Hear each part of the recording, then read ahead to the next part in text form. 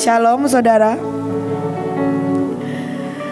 Kemarin waktu hari Sabtu, saya tiba-tiba lihat satu pohon besar. Dan Tuhan bilang gini, pohon kelimpahan itu ada di tengah kita. Dan saya coba renung ini pohon kelimpahan kayak apa ya Tuhan. Kalau kita bilang limpah, selalu kita berpikir dengan menjadi kaya, betul ya saudara? Tapi ada sebuah kelimpahan, bukan cuman kaya, ya kaya sih udah pasti ya saudara. Amin. Tapi lebih dari itu. Di sini ada yang limpah. Saudara pernah dengar orang kaya nomor 2 apa nomor 3 di dunia matinya bunuh diri? Semua yang dia punya tidak bisa membuat dia limpah. Tapi saudara, kita akan terima kelimpahan. Bukan hanya menjadi kaya, tapi limpah. Limpah itu saudara kalau kita pelajarin. Hari ini saya hari belajar dan merenungkan. Apa yang saya sampaikan belum tentu saya sudah kerjakan ya. Sebaiknya saya mengakui itu sebelum ya saudara, seolah-olah saya sudah mengerjakan. Tapi saya pengen ke titik ini. Dan saya tahu saudara juga sangat ingin ke titik ini. Amin. Mari kita sama-sama nikmati. From abandon, the tree become tree of abundance. Saudara, Tuhan itu cuman bilang gini. Ini kedengarannya sama ya gitu ya. Coba ada yang bisa ngomong lebih jelas dari saya. Miss Nancy, saya tuh hari ini senang banget Ibu Nancy itu bersuara. Aduh saya bilang ini pergi berapa lama ya, kayak udah bertahun-tahun ya. Begitu denger Nancy udah balik gitu ya. Seluruh sel saya gitu. Ya tolong Miss Nancy boleh mungkin lafalnya lebih jelas karena lafal Australia. Bahasanya apa? Oh, from an abandoned tree become tree of abundance. Seringkali saudara kita itu mendengar hal yang sama tetapi tidak sama. Ini abundance sama abundance gitu ya. Itu yang sering terjadi dan kita tidak bisa menerimanya. Kalau tadi Christian Lazarus berkata, pikirannya tidak sama, sehingga tidak bisa menangkap bahasa yang tersirat. Ya saudara. Oke, next. Apa itu abandon? Abandon. Itu adalah pohon yang lama yang harus kita tinggalkan. Amin. Kita udah lakukan TPU salah satunya. Tapi saudara tahu ada begitu banyak pohon-pohon kecil yang bernama mungkin dahan-dahannya semak, belukar dan semuanya yang kita sisakan tanpa kita sadari. Next. Sampai bagaimana caranya kita bisa menjadi have a new tree of abundance, mendapat pohon kelimpahan. Buat saya Tuhan selalu pakai kode. Waktu saya mendengar sekian puluh tahun yang lalu ibu selalu bilang, saya bertanya sama Tuhan hari ini saya pakai baju apa ya? Saya mulai nanya, Tuhan saya pakai baju apa ya? Dengar gak dengar saya tanya saudara. Dan tadi pagi saya juga tanya, Tuhan saya pakai baju apa ya? Ijo gitu ya. Saya pakai baju ijo saya saudara. Tapi resultingnya itu begitu saya pakai kok kebuka di bawah ya. Jadi saya bilang saya ganti baju ya. Saya gak mau dipusingin dengan baju. Tapi begitu saya duduk, saya lihat kenapa semua hijau ya. Sampai Ibuin pakai celana hijau, Pak Luki pakai celana hijau, Bu Iren pakai baju hijau. Ini benar-benar abundant di tengah-tengah kita, amin. Ada sebuah pohon, bukan cuma sebuah, banyak pohon kelimpahan di sini, amin. Tapi masalahnya pakaian kita itu belum diganti dengan benar, belum diberesin saudara. Saudara next. Dan waktu saya mau kita hari Sabtu selesai, tiba-tiba Tuhan bilang Yakub dan binatangnya yang melihat bintik-bintik dan belang-belang. Saya sampai begini, gimana ya hubungannya dengan ini, dengan pohon kelimpahan. Terus saya mau coba saudara buat khotbah yang lain gitu. Tapi kemarin waktu bicara sama Pak Fendi bilang gini, kamu tahu saya dapat oleh-oleh dari Bulgaria. Hari itu Yohanes bilang di Pulau Patmos, kuncinya adalah Dengarkan Roh Kudus, nggak usah improvisasi. Saya balik ke pohon ini saudara ya. Yang saya nggak tahu hubungannya sama ternak kambing domba, belang-belang, bintik-bintik saudara. Tapi ternyata ada sebuah yang Tuhan bukakan. Yakub itu namanya artinya adalah si Akab ya. Akab ini namanya adalah mengelak. Dia mau ngambil alih. Ya, tapi dia mengelak. Dia mengikuti cuman dari belakang. Dan menyerang secara diam-diam ya. Dan melampaui batas. Secara fisik Yakub dengan semua kerinduan ilahinya, tapi dia nggak bisa melakukan dengan benar gitu saudara. Tapi dia punya keinginan ilahi. Kayaknya mirip sama kita. Kita sering kali pengen nangkep yang ilahi, tapi kita gimana ya caranya? Yang ada adalah kita mengambil hak kesulungan teman kita ya. Atau kita menipu diam-diam ya, menyerang diam-diam. Ini pakaian yang lama yang Yakub seberapapun dia mengerti dan mengenal dari cerita ayahnya tentang Allah Abraham, Ishak dan Yakub. Allah Abraham dan Ishak, dia tetap gak bisa jadiin itu sebuah mantel dan jubah di hidupnya tanpa berbuat curang. Ada kecurangan demi kecurangan, ada manipulasi demi manipulasi yang Yakub masih pakai. Dan ini menghalangi dia masuk ke ilahian yang sesungguhnya. Tapi yang Tuhan lihat dan hargai adalah hati yang menginginkan yang ilahi. Saudara hari ini, kalau dasar menginginkan yang ilahi gak ada dan pakaian kita penuh dengan kecurangan, itu udah gimana ya saudara? Kartunya warna apa? Merah. Tapi hari ini ayo kita minta sebuah hati yang baru. Terus Tuhan bilang gini, bersaksi.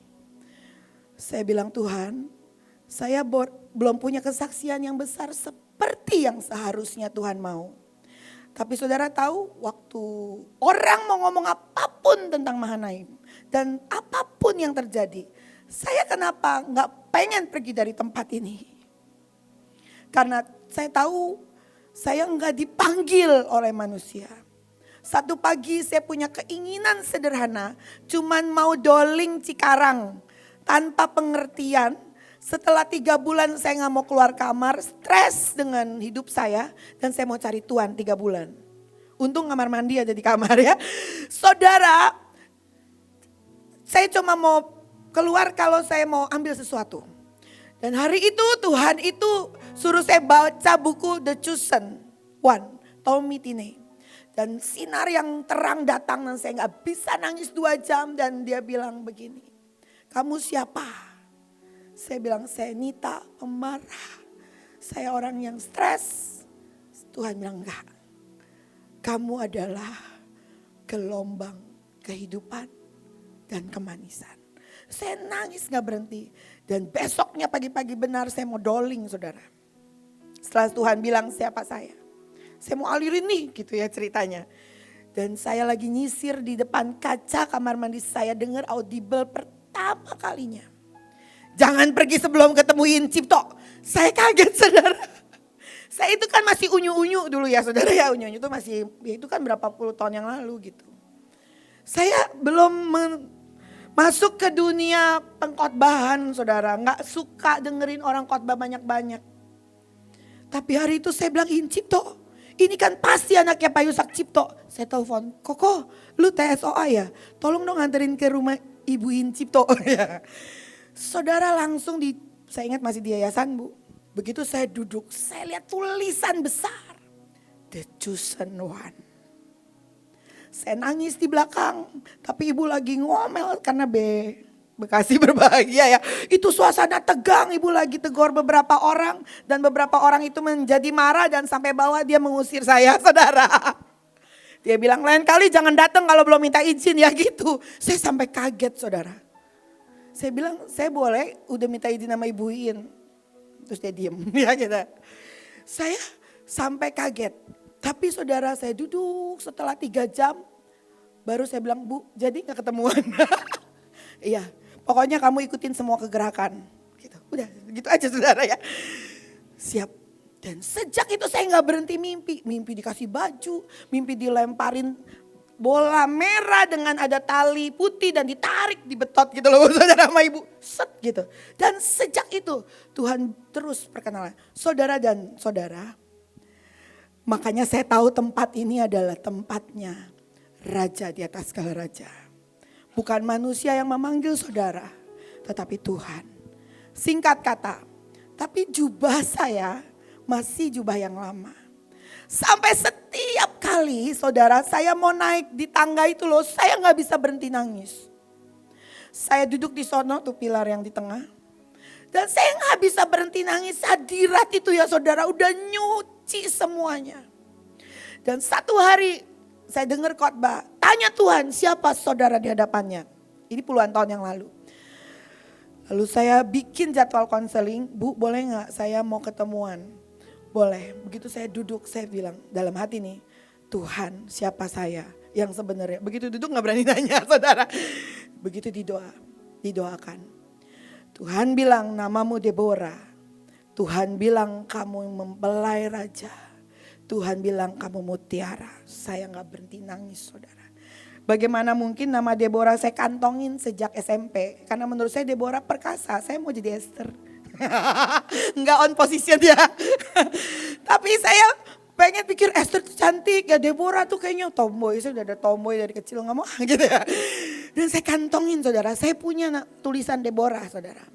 Begitu duduk, ini saudara kok bisa bacain semua nama saya juga. Bukan Cukyok ya.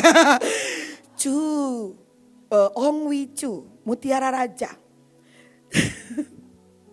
Dan saudara saya juga pikir panggilan saya tentara. Jadi 3 tahun pertama saya tuh pakai baju merah tiap pelantikan di HS. Karena saya pikir Incipto gitu. Jadi saya fokus ya, dengan Ibu Incipto saudara. Yang lain saya gak terlalu dengerin. Satu hari Tuhan bilang, kamu itu mempelai. Enggak Tuhan, saya tentara. Saya bilang gitu ya. Bayangin saudara ya, jubahnya belum diganti. Akhirnya saudara tahun terakhir Pak Daniel bilang gini, saudara yang mau pemutihan ini terakhir kali udah gak ada pemutihan lagi ya katanya. Yang salah masuk panggilan saudara bayar harga sendiri. Akhirnya saya dengan baju merah pindah ke cewek-cewek cantik itu yang mempelai biru saudara. Berdiri dengan merah di lantik terakhir. Makanya kalau tanya lu mempelai gak bener, iya saya memang bukan bunglon, separuh-separuh saudara. Pelantikannya udah terlanjur 5 kali, tentara sekali mempelai.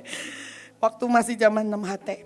Saudara, dan tapi gak bisa bohong. Saya menangis gak berhenti hari itu dengan khotbah Bu Nani. Yang saya gak pernah nangis saudara. Kenapa saya nangis terus nih gak nyambung sama khotbahnya.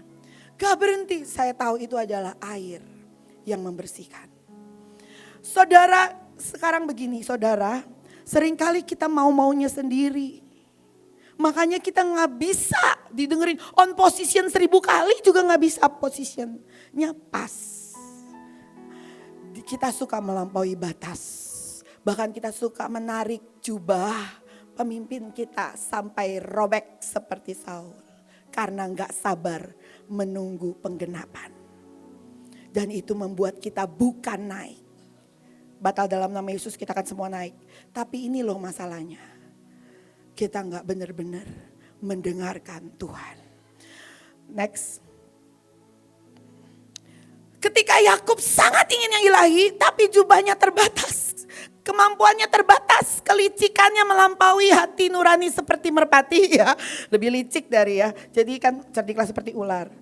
Tulusnya seperti tulusnya itu belum ada. Jadi masih cerdik-cerdik ular gitu ya saudara. Dan Tuhan memurnikan dia. Ditemukan dengan Laban. Tuhan menghargai orang yang mengingini yang ilahi. Amin. Siapa di antara kita yang mengingini yang ilahi? Yang benar. Amin. Amin. Lalu saudara, dia ketemu sama Laban. Dia masih dengerin mamanya.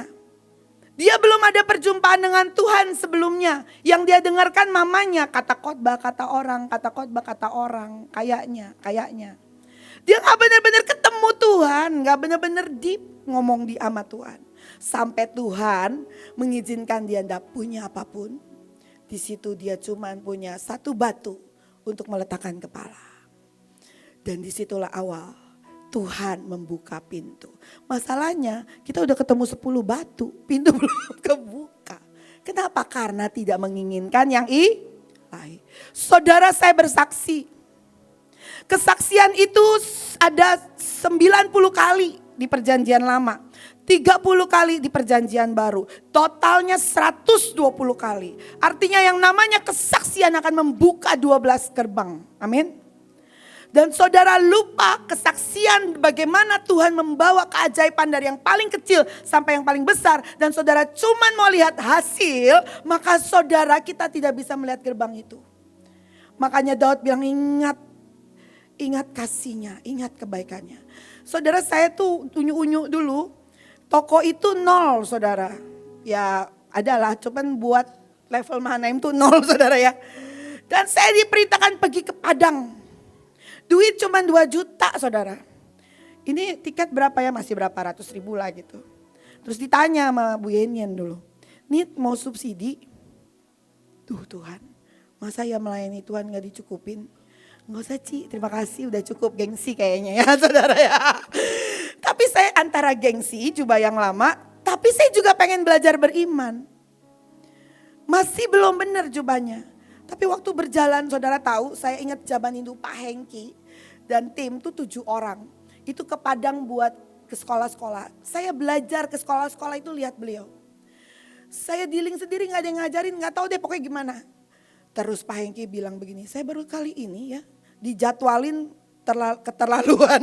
Sehari saya gak berhenti-berhenti karena kan saya gak tahu jadwal. Pokoknya saya fullin aja gitu. Makan siang stop, fullin lagi ya. Tapi saudara 3 hari itu Pak Hengki pulang. Saya ingat ini. Dan begitu masuk zaman dulu bagi traktat aja di Padang ditangkap saudara. Karena saya masih unyu-unyu dalam kebodohan dan keluguan. Saya gak tahu hal itu. Jadi saya ibunya bilang mau ada seminar mau kita cuma bisa di musola. Oh ya gak apa-apa Bu, saya bilang gitu. Dan saya pakai gayanya Pak Hengki saudara, kalau nggak malaikatnya Mahanaim jagain saya. Gak tahu deh apa yang terjadi. Tapi hari itu ngomong 10 menit 15 menit orang nangis. Saya juga gak tahu kenapa mereka nangis. Saya juga menangis saudara sebenarnya. Saya gak tahu mau ngomong apa. Tapi saya lihat Tuhan kerja. Dan hari ini saya kangen banget yang seperti itu. Dan saudara, terus saya ingat ya, begitu setiap kali saya jamu makan sehari 3 kali. Duit saya gak habis-habis saudara. Duit gak habis-habis. Saya bilang, ada lagi gak duit Yon buat bayar? Masih ada, terus dia rekening. Kok ada ya katanya gitu. Kok ada ya, kok ada ya. Sampai selesai 2 minggu. Pulang saudara, omset tokonya naik 7 kali lipat. Kelimpahan itu sudah ada sejak lama. Tapi jubah kita yang belum diganti untuk menerimanya. Dan saya bilang, saya mau ke Padang lagi, saya mau ke Padang lagi. Saudara, kok Padang ini raja-raja nih saya bilang. Buktinya ada rendang, semua orang tahu rendang kan ya. Dia sudah mendunia, saya bilang. Kali kedua, cuman apa melayani Bu Iren, KKR, ibu-ibu. Pulang saudara saya dapat. Setelah setahun dan 2 tahun berikutnya dapat rumah saudara. Saudara percaya gak percaya? Saat itu pun belum jubahnya ganti bener ya. Itu katang udah diganti, saya buka lagi pakai yang lain. Itu pun Tuhan buat. Cuman apa? Hati yang begitu sederhana.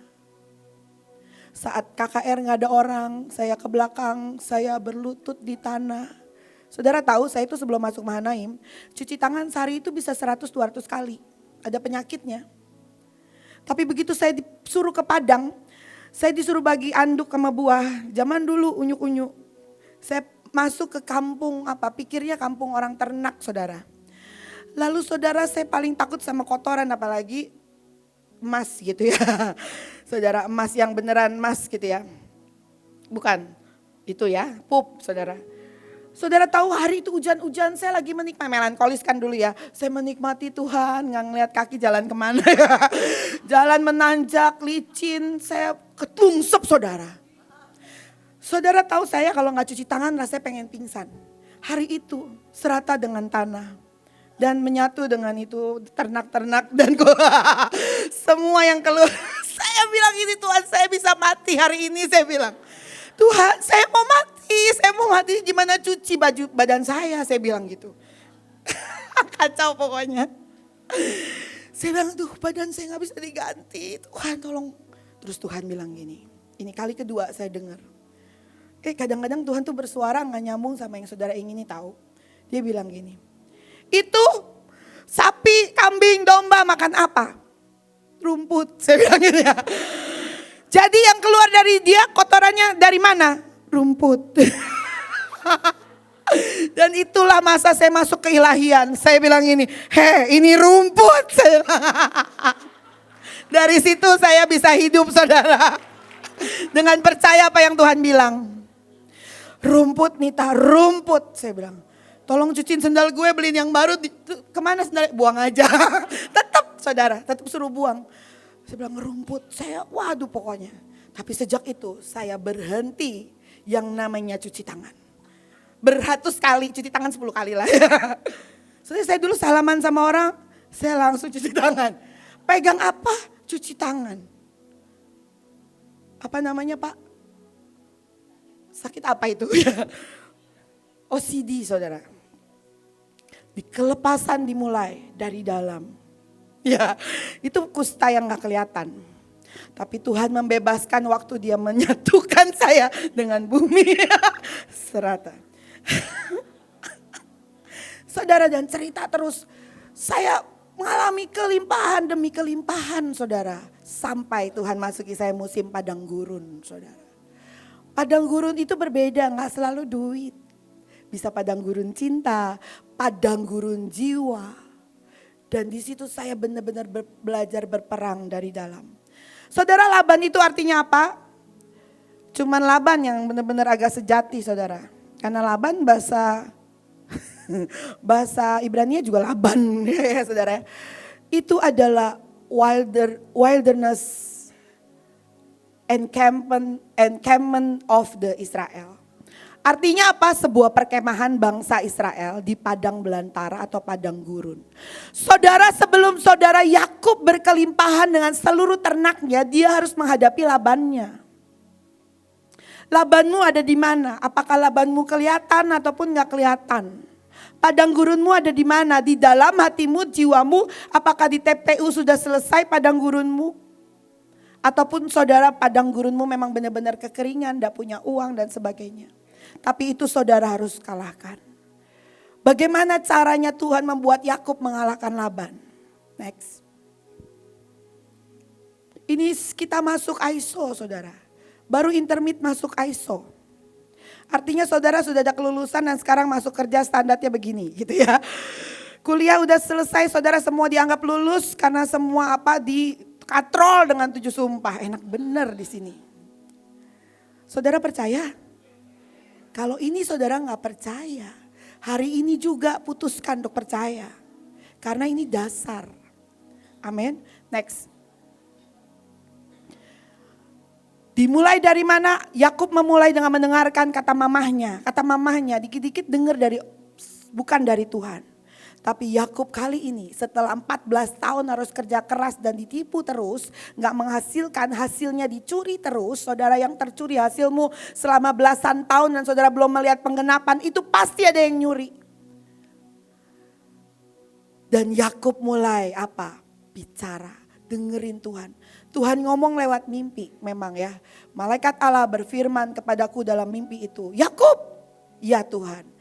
Lalu ia berfirman, angkat mukamu dan lihatlah bahwa segala jantan yang menjantani kambing domba itu bercoreng-coreng, berbintik-bintik dan berbelang-belang. Sebab telah kulihat semuanya yang dilakukan oleh Laban itu kepadamu. Yakub, lihatlah. Dan begitu Yakub bangun, next. Lalu Yakub mengambil.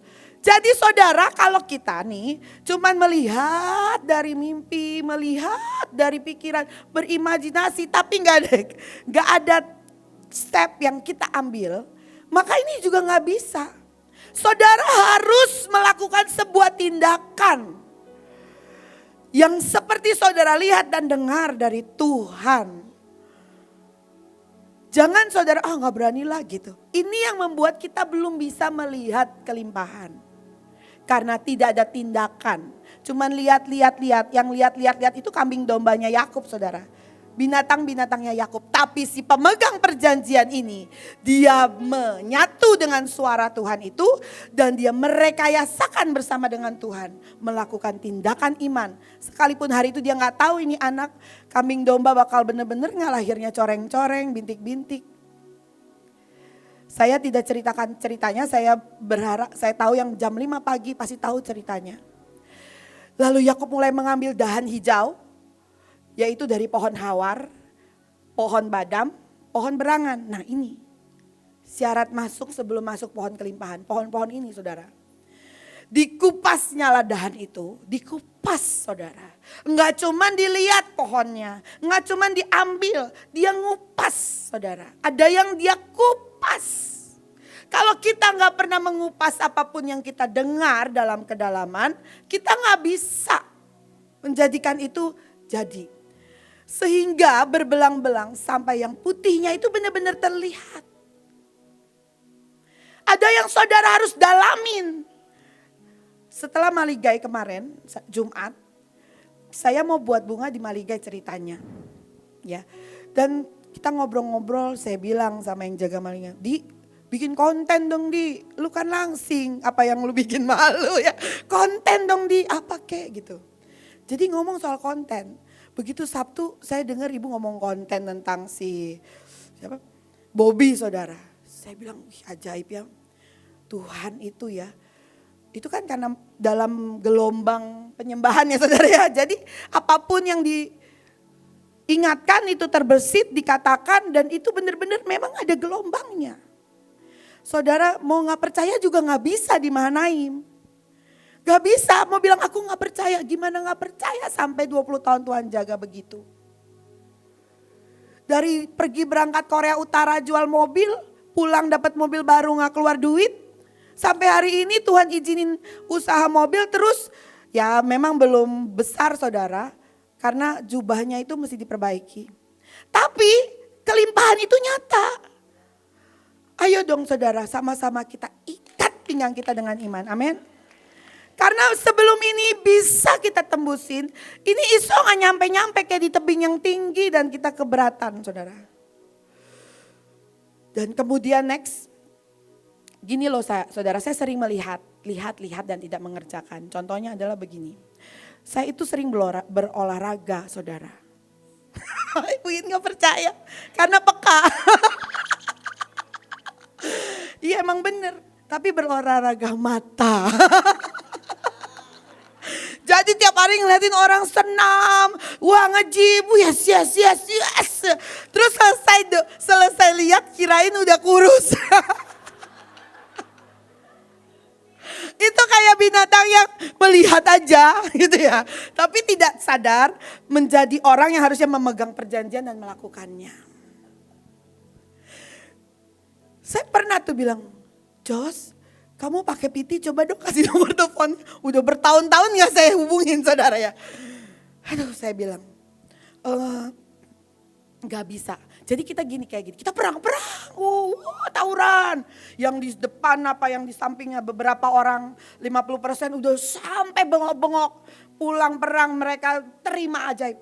Dia udah seru juga nih, wah ini olahraga mata. Kenapa? Gak pakai iman. Kayak main perang-perangan gitu loh saudara. Pernah gak? Saya juga sempat ada waktu-waktu kalau ada yang mati di sini itu saudara mau sadar gak sadar saudara lakukan. Asal ikut perang. Gak tahu ini perang menentukan hukum dunia. Tapi kayaknya kita dengar itu cuman seperti dongeng. Tapi waktu perang ada. Jadi apa? Kita tidak ada di dalam gelombang itu. Cuman olahraga mata. Kayak saya. Saudara saya masih ingat zaman dulu Tuhan bilang pindah ke rumah lebih besar. Setelah melayani Ibu Iren rumahnya terbakar. Dan saya tahu ada harga. Saya mulai melayani, mengikut ya Ibu Iren pada waktu setelah rumahnya Bu Iren terbakar. Saya bilang Tuhan asalkan, saya banyak ngomong asalkan gitu. Itu saya diam-diam kerja. Lalu saudara Tuhan tuh bilang ini, aku mau kasih rumah ini katanya. Terus saya lihat gini, ini sih DP-nya aja gak ada ya. Saya telepon suami saya, kata Tuhan mau kasih rumah ini. Terus suami bilang DP-nya aja aku gak ada. Ya gak apa-apa ya udah.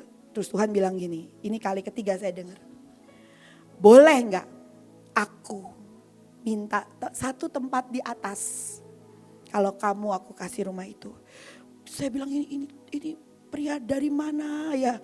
Udah dia ngasih rumah minta izin pakai rumah di atas. Saya bilang Tuhan mau semua pakai juga gak apa-apa kan. Rumahnya aja belum ada minta izin dulu. Tuhan itu sesopan itu saudara. Dia itu sekeren itu. Dia itu akan mengatur seperti itu. Dan saya nangis 2 jam. Saya bilang Tuhan. Saya bilang, saudara tahu akhirnya kita DP tanpa, ini jangan diikutin. Jangan diikutin kalau saudara gak denger. Ini ciri apa? Waktu dengerin Tuhan, sekalipun saudara gak punya, saudara harus naikin imannya. Ambil rumah singkat kata ya. Hari itu kita lagi patok toilet di 34 provinsi, masih belum 38. Ingat gak saudara bikin WC? Saya pergi ke Sulawesi. Saya tahu Sulawesi itu kota mempelai ya. Saya ditelepon sama ini, Bu, banknya Bapak ditolak. Saya bilang ini kan Tuhan yang suruh ya, kenapa ditolak? Saya bilang gak apa-apa Bu, kalau Tuhan gak jadi saya tetap bersyukur. Bu, saya usahakan lagi, tapi Bu jangan kemana-mana. Kalau Ibu pergi dan tidak ada, rumah ini akan diambil orang. Ya udah Bu gak apa-apa. Nah ini loh, dulu pohon yang lama mungkin akan ini, ya udah kita gondelin berkat. Tapi hari itu saya bilang, kalau Tuhan mau kasih, Tuhan akan kasih. Bagian saya menyelesaikan mandat. Saya bilang gitu. Untung orang Kristen. Padahal udah pakai bahasa Mahanaim. Saudara tahu baru-baru itu kita masuk Mahanaim. Pakai bahasa Mahanaim itu terhormat saudara. Dan sampai hari ini semakin merasa terhormat. Kalau saudara malu, itu wadah dan pakaian yang salah. Saya kalau bilang kamu dari Mahanaim. Iya saya dari Mahanaim. Maksudnya kenapa memang gitu? Itu terhormat saudara. Sebuah kehormatan. Saudara dan kehormatan yang tidak layak kita terima maksudnya ya. Saudara lalu singkat kata saya pergi ke Sulawesi, saya baru salaman nih saudara. Sama pasukan ketua suku kampung. Saya ditelepon, Bu ibu harus pulang sekarang. Ibu diterima, cuman rumahnya lebih besar dikit ya Bu. Saya bingung ya. It doesn't make sense. Gara-gara matok toilet dapat rumah. Tuhan emang gak masuk di akal. Cintai dia apa adanya dan nikmatilah. Saudara, karena yang gak masuk di akal itu luar biasa. Lalu saudara begitu saya bilang, Bu pulang sekarang, saya gak mau pulang. Saya pakai surat kuasa. Gak bisa Bu, bisa saya bilang. Akhirnya pakai surat kuasa mama saya. Saudara tahu karena saya gak pulang saya dikasih hadiah sama Tuhan. Dikasih zaman itu tab terbaru sebagai undian dari pengunjung yang datang. Nomor 1 cuma dapat tab ya mama saya dapat gitu saudara. Buat saya dan saudara terus 6 bulan kemudian masih gak bisa ber-DP. Jadi telat 6 bulan. Ayo gimana kalau telat 6 bulan? Apakah itu bukan suara Tuhan? Kan Yakub juga gitu telat 14 tahun ya saudara. Apakah bukan suara Tuhan? Di situ kembali ini yang saudara kalau lihat 7 musim. Saya bilang Tuhan saya percaya. Saudara tahu saya pilih rumah nomor 12. Dan saudara tahu akhirnya DP tersedia telat 6 bulan. Dan akhirnya saya telepon notaris. Notaris bilang ayo sekarang DP udah ada tanda tangan. Selesai tanda tangan saya duduk di mobil. Tuhan mulai bersuara lagi. Ini tanggal berapa? 12 Tuhan gitu ya. Ini bulan berapa? 12 Tuhan. Ini tahun berapa? Saya mulai nangis. 2012 Tuhan. Ini jam berapa? 12. Maka seluruh 12 gerbang akan terbuka. Keterlambatan yang saudara pikir direkayasa Tuhan jadi sebuah ketepatan. Kalau saudara masih menginginkan. Amin.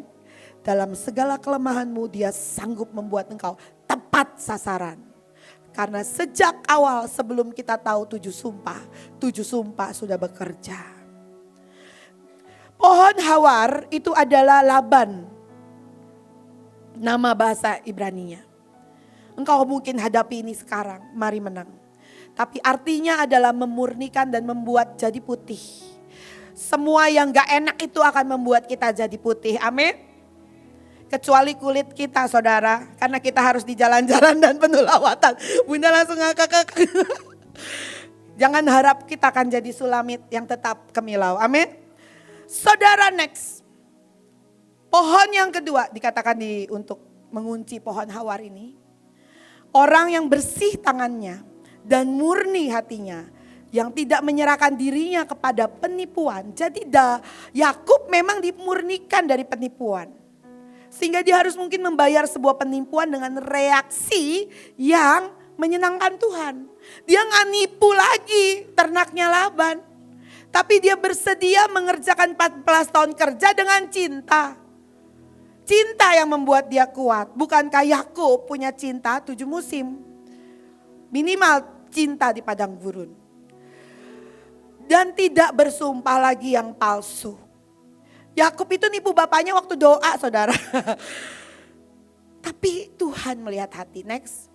Hari ini Tuhan sedang melihat dan meneropong hati terdalam saudara. Apakah engkau menginginkan yang ilahi? Itu masalahnya. Saat cuman menginginkan upah, yang ilahi tidak turun. Saat kita menginginkan yang ilahi, upah akan datang tepat pada waktunya. Tapi upah itu tidak menjadi tujuan. Saudara, hari itu saya duduk berapa minggu yang lalu di sono. Saya ngeliat ke atas, saya kaget. Kok gambarnya jadi kaki Tuhan? Saya bilang kayaknya dulu bukan kaki Tuhan. Karena Sangwin suka lupa. Kayaknya dulu mahkota. Tapi saya lihat dari sono saudara ya. Kok kayak kaki besar? Jari-jarinya itu mutiaranya. Bisa lihat nggak Lid? Bayangin aja deh ya pokoknya percaya.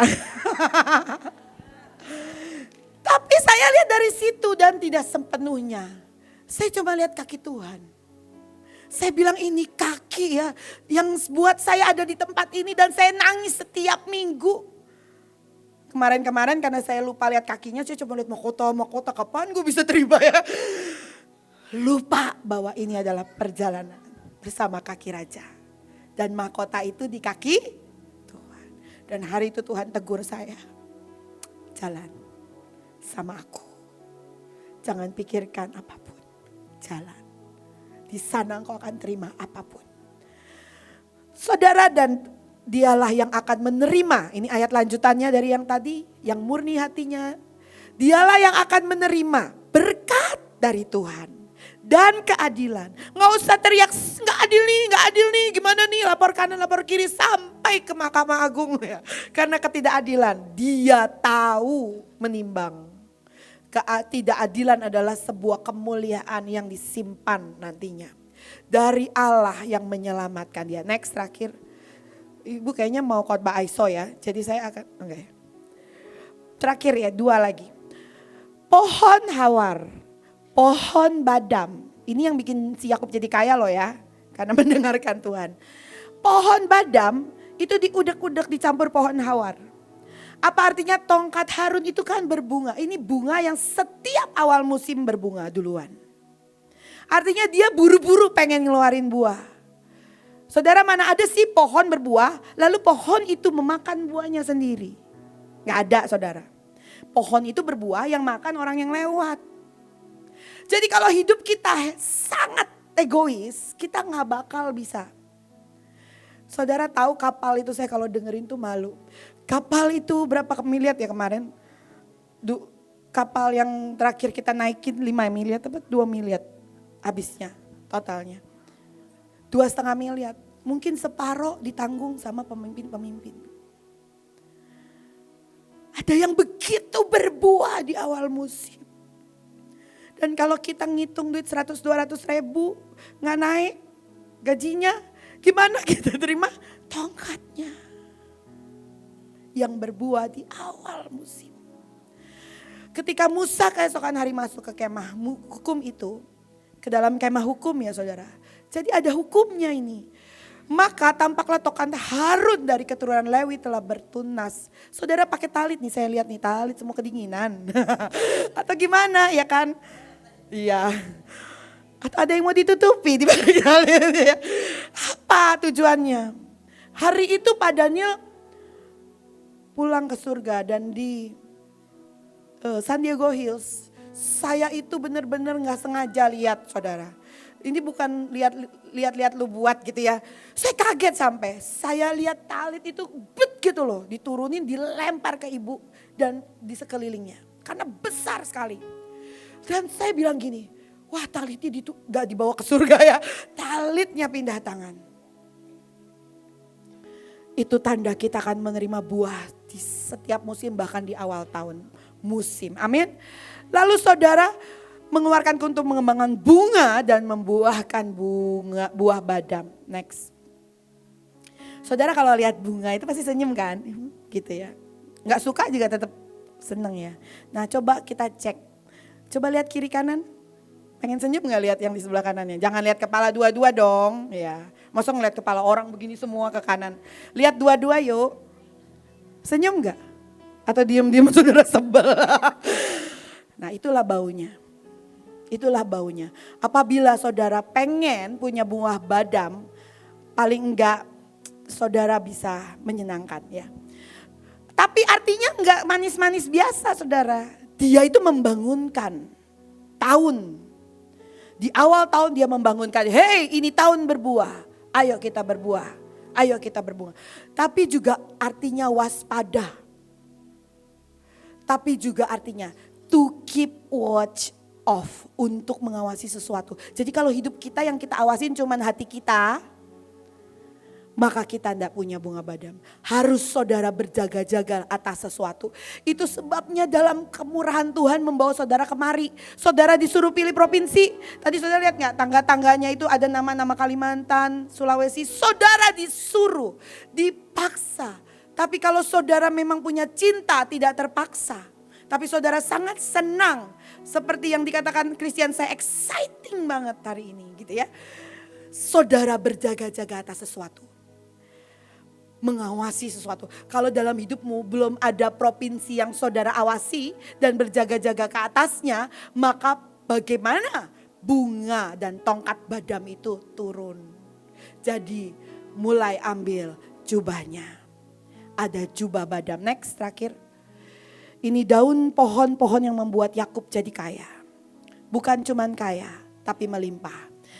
Apa yang kukatakan kepada kamu, kukatakan kepada semua orang, berjaga-jagalah. Next, terakhir. Pohon berangan. Ini bukannya binatang berang-berang ya. Ini armon, ini artinya apa? Cerdik. Tapi setiap hal selalu ada dua sisi. Tadi ada abundance, tapi ada abandon. Saudara bisa dengar gak? Barang siapa yang punya telinga, hendaklah ia mendengar. Makanya kalau di sini dengerin bener-bener ya. Selalu ada dua sisi. Kalau saudara biarkan hatimu tidak berganti wadah, maka jadinya licik. Tapi kalau saudara mempunyai kerinduan, maka saudara menerima kecerdikan. Kelihatannya Yakub itu licik, tapi dia tulus. Dia jadi cerdik caranya mengambil. Karena mendengar suara Tuhan. Beware, berhati-hati. Saya ini seringkali tidak berhati-hati. Itu yang saya terus belajar. Lalu apa? Take crafty counsel, mengambil. Nah, jangan saudara mengambil nasihat yang licik. Makanya kalau luka, jangan pergi di kerumunan orang luka. Tapi kalau saudara lagi takut, jangan saudara cerita sama orang penakut. Kalau saudara lagi gak punya duit, jangan saudara mengeluh dengan orang yang gak punya duit. Datengin orang yang punya duit tapi positif. Lalu bilang tolong dong gimana ya caranya. Mulai rubah habitatmu dengan pohon-pohon berangan.